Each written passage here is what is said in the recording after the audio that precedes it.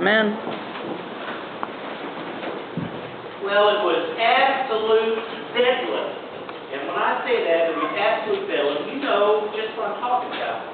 It means that it was chaos, and that it was crazy. But Bethlehem, bedlam, that word, it comes actually from the Royal Bethlehem Hospital in London. It's been known by various names over its history, but Bethlehem is the most common and the most well-known. It is that hospital in England and Europe, for that matter. It's the oldest hospital there to specialize in mental illness. It was established centuries ago in the year 1247 by King Henry III under the direction of the monastery of the New Order of St. Mary, Bethlehem. And today, it continues as very much a modern psychiatric facility, and it was begun with a noble purpose, but it was also begun at a time when mental illness was feared and not very well understood, and as you might imagine, it was not treated, it was ill-treated. And it came over time to represent the worst excesses in asylums in an era of reform. So that Bethlehem has a long history of chaos and uproar and confusion. And maybe that's because mental illnesses scare us, because we don't know their origin, and the treatment is no easy treatment goes to it. You know, we realize, of course, that in the United States we have our own version of Bethlehem. It's Bethlehem, it's Bellevue Hospital Center, New York City, commonly known just as Bellevue. It was established in 1776. It's the oldest public hospital in the United States. Because it is the oldest, and more importantly, because it's a public hospital, those who were considered untreatable in any form were sent there. Think about it. Untreatable, uncontrollable, those are code words that we commonly use for crazy, insane in another era, or mentally ill today. Truth be told, every community has those places where unstable people live, don't they? When I was growing up in Memphis, that place was called Bolivar. You call it town that was some miles east of Memphis. You said somebody was going to Bolivar, and well, you kind of know what that means. Same thing in Chattanooga. It was Moccasin Bend State Hospital on the banks of the Tennessee River, where the Tennessee River made a shoe-like bend. And you said somebody was going around the bend. You know what that was all about. In the time of Jesus, the people of the Gerasenes had just such a place. For the Gerasenes, the story today, that place was likely called simply the Tomb. That's where the crazy guy lived, out in the tombs. You know, tombs, the land of the dead, the place of the devil. That's where the crazy guy lived.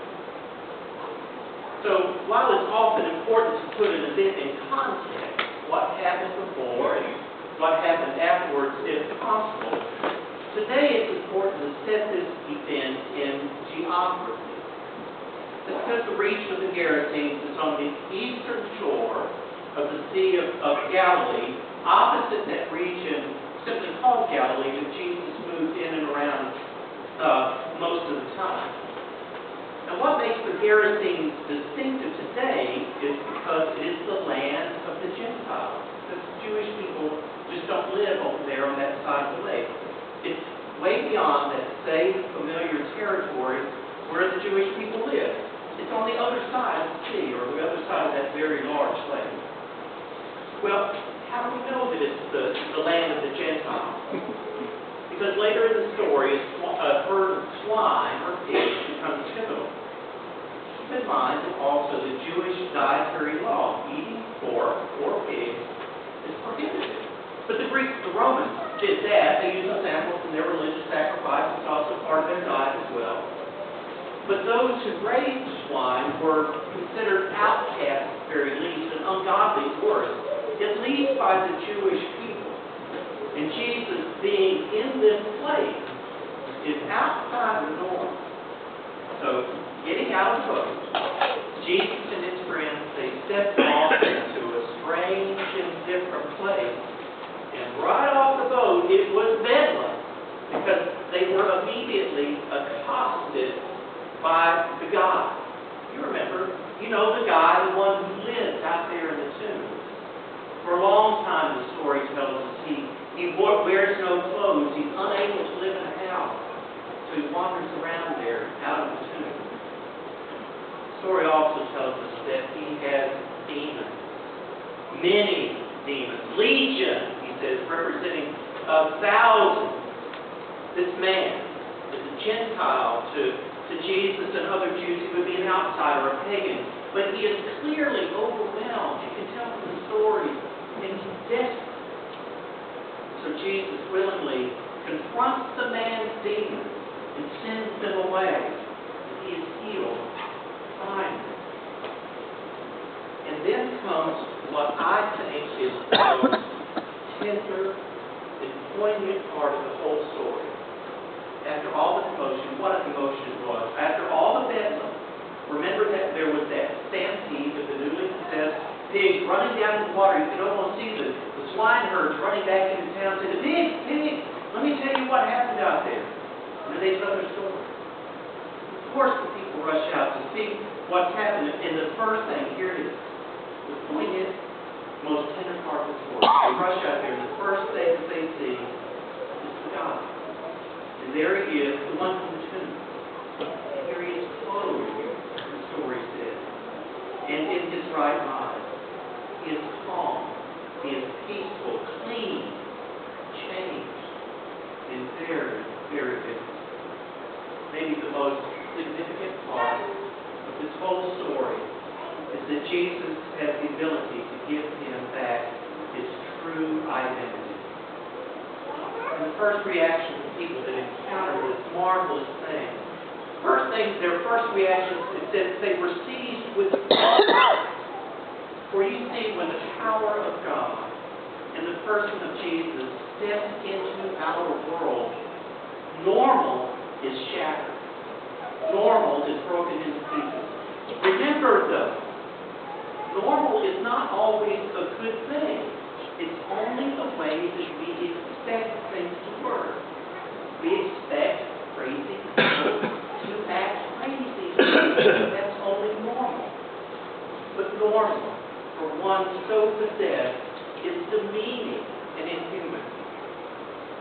Jesus brings into our world, maybe even to our lives, what I call a new normal, and what I want to call God's normal. Yet there are those who are afraid to confront what Jesus has to offer us in this gift. For you see, it's hard to live in a new, better life when the dysfunctional ways are so comfortable.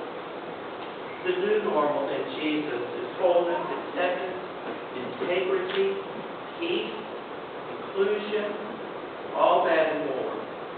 Go away, they say. Go away and leave us alone. Go away and let us be the same as we always were. And so at the same time, the man says, let me go with you. The healed man, of course, he would want to go and be with the one who gives him his identity, who allows him to be this new normal in the eyes of God. No, I need you to stay here, Jesus says. I need you to stay here, to be the outward and visible sign of God's wholeness, God's new normal. I need you to be here to be the change your community needs. In God's normal, there will be nothing that you will encounter in your life or in your death, nothing that you've done or left undone, no circumstance in your life or within that is not affected by the reality and the power of Jesus. It is the power to restore life and identity, the power to forgive, the power to love, the power to heal, and the power to carry you through times that you never thought you could get through on your own. In God's new normal, chains are broken, nakedness is clothed, tombs are left behind, our demons run away to die. Bedlam ceases to exist. Go into your world and into your life and tell how much